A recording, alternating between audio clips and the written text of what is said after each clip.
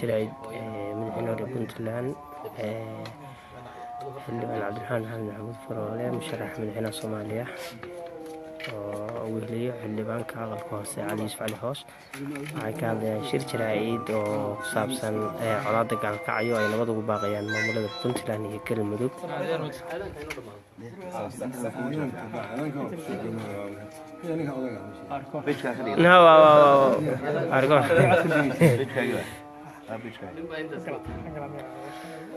warbaahinta dhan baa joogto doonaysa inay wax duubaan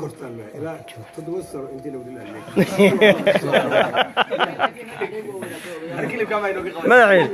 shaac dabara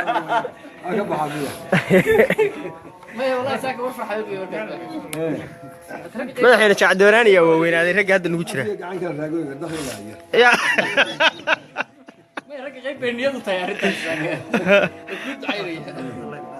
سالم يوم مدحين سالم ما أعرف بدارتك شعار لقى بحر والله لا يشوف والله بسمع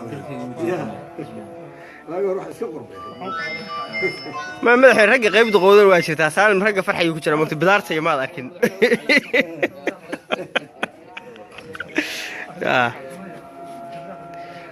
warbaahintood diyaar u ah shirka jaraa'id ee madaxweynaha Tuubaan musharax madaxweyne xildhibaanka aqalka sare musharax Cabdiraxmaan Maxamed Faroole weheliyo xildhibaanka aqalka hoose Ali Yuusuf Ali Hoosh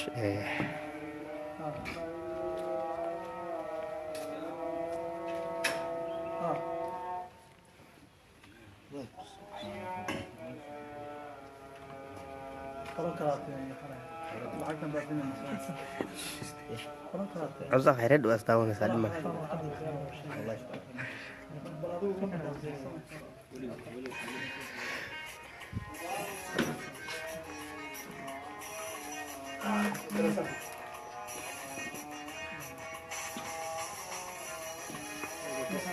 هذا صوفريست سالم محمد خالد يوسف عبد العزيز انجنير محمد عبد الله اسمه اس بي سي rag waa badan yahay halkan jooga oo saakirka ka qayb galaya war heesta ay aadan kala daayiday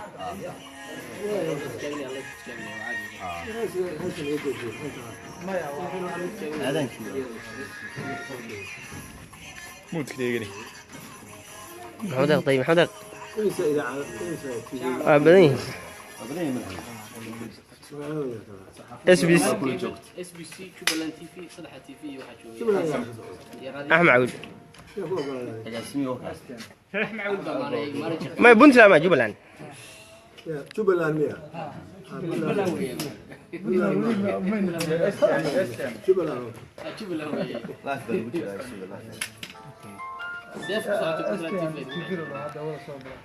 هذا نيكل يراهد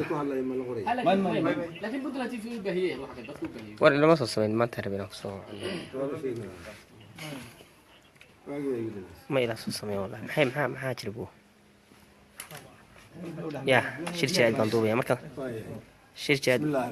بندوبية مركز صباح وصباح عايز بسم الله رب العالمين والصلاة والسلام على رسول الله صلى الله عليه وسلم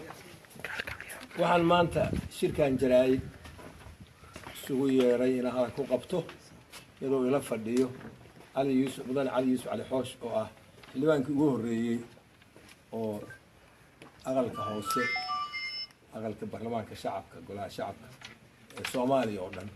ninkii ugu horeeyay la doorto ka soo baxay Puntland doorashada ka socotay magaalada Garowe waxaan mowduucan ka hadlaynaa maanta yahay waa midkii maanta loo baahnaa anigoo ah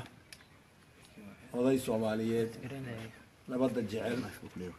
ka soo shaqeeya nabadda Soomaaliyeed ilaa 1990kii shir kastoo nabad lagu qabto joogay ahaa hormuudkii in laga baxo ku meel gaarka Soomaaliya markaan madaxweynaha Puntland ka ahaa haddana ah oday aqalka sare ama senator Soomaali u taqaan dowladda Soomaaliya oo dhexe ogolay maanta dowladda dhexe magaceeda xataa dhinaceeda ku hadlaya soo socota xildhibaanadeeda waxaan halkan maanta isugu yeeray inaan waxa iga aadan ka iraahdo dagaalka khasaaraha badan oo shaydaan jinni wal insi ay wadaan oo gaalkacyo ka socda oo lagu hoobtay oo ummaddii lagu kala dilay oo cid wadda la aqoon waayey magacana loo saaray labada dowladood lana leeyahay balaayo dhan baa ku dhex jirta waa malaynaya in balaayo ku jirto dadku waxay leeyihin waa siyaasadaysan yahay anugu wadda kuma dambaabi karo laakiin haddii wax kasta oo sidii bini aadamka caqligiisa saliimka ay keenayay ka bedelan wax u dhacayaan in wax ku jiraan dana laga leeyahy waa la malayn karaya laakiin wadda cidna ku eedayn mayo oran mayo ciddaasaa samaysay shalay baa khasaare ugu weynaa dhacay maalinta hadda bishu 6 ahayd November iyadoo lagu jiro waqtigii doorashada oo la rabay in baarlamaankii Soomaaliya u ahaan lahaa ka saari lahaa dhibaatada jirta u dooran lahaa madaxdii hogaamin lahayd dalka iyadoo doorashooyinkii meelba laga jiro inuu dagaalkaasu ka dhaco maanta magaalada Gaalkacyo oo ah meelihii dagaalkii Sokoyo 1990kii ugu kululaa khasaaraha u bandigaari ka mid ah magaalada Gaalkacyo magaalada Xamar magaalada Baydhabo magaalada Kismaayo baa ahaa markii magaalooyin loo eego intii Soomaaliya gaadhayna waa loo geeyay lama sugi karo lagamana aamusi karo dadka dhibaatadu ku dhacday halkaas oo birimegeydada ku dhimanayo shacabka dadka waaweyn caruurta iyo dumarka barakacay gabdhaha ku umulaya meelahan wax caafimaad oo lin maciishadii dalkii magaalada laga noolaa oo xirantay ardadii oo iskuuladii ka baaqatay dagaal faa'iido aan lahayn iyadoo weli laba maamul oo dawladii ay jiraan aan la garanayn oo la hore loogu dhawaaqay in la joojiyo laakiin waxa wada la garan waayey kulli cid baa dan kale oo meesha ku dhex jira magacyada waa la sheegayay haddana maalintii laga dhawaaqay in laga heshiiyey xabada in la joojiyo magaalada Dubai ayaa mise dagaalka dib loo baar oo iska salaanaan laabta jirin marka salaan nabadeed haddii laabta jirto haddii dadka xagga jooga inay jawaabaan bay haydo ay wanaag ku jawaabaan colaad baa lagu jawaabay anu maaqan madaxdu hadda inay qayb ka tahay oo ay leedahay waxba kama jiraan wada iyo in kale anu maalin dhaxaas abil baa ka jeediyey maalintii labada shabeelle hirshabeelle jawhar lagu dooranayay cali masaarkii madaxweynaha hirshabeelle iyo xubnihii kale oo maamulka loo dhisaayay madaxda Soomaaliya halka inay timaado horana magaalada Cadaado markii laga doortay aqalka sare xubno aan kala xiriiray oo aan ka wada hadalay arrintaas waxaan go'aansanay inaan u qubno arrintan wax ka qabanno oo anagu doorka la wareegno calaamaha aqalka sare oo yahay aqalkii federationka oo yahay hadeerna xubnahaas xidid baan kala leenahay Muqdisho jira in madaxdii dowladda dhexe arkaan meeshan waxaa looga baahan yahay in magaalada Gaalkacyo laftigeeda la isugu yimaado shirka lagu qabto madaxweynaha hadda xilka wali sii haya waqti ka dhamaaday Xasan Sheekh Maxamuud waa inuu yimaado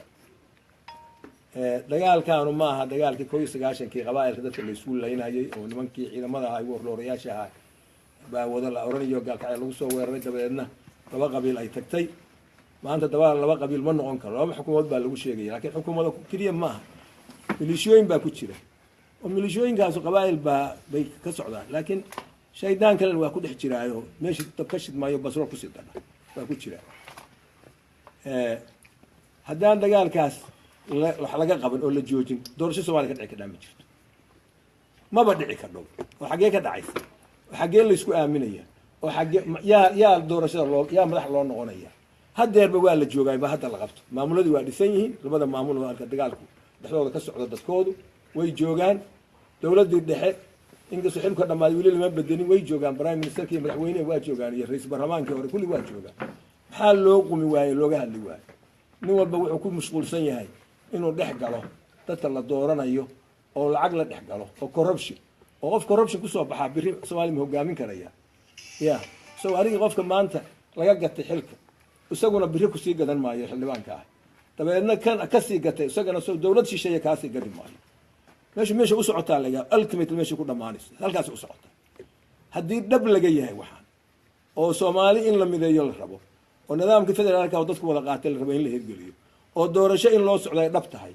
dadka madaxda ah maanta way halka yimaadeen anaguna xoog iyo waa ku biirinaya talada iyo tabartayda inta ku biirinay inta ka badan lama si dulqaadan karo mana sii socon karno waxaan abiil u jeedinayaa ciidamada laftigooda anigoo ku hadlaya magacayga iyo sharaftayda iyo xilka aan u hayo dowladda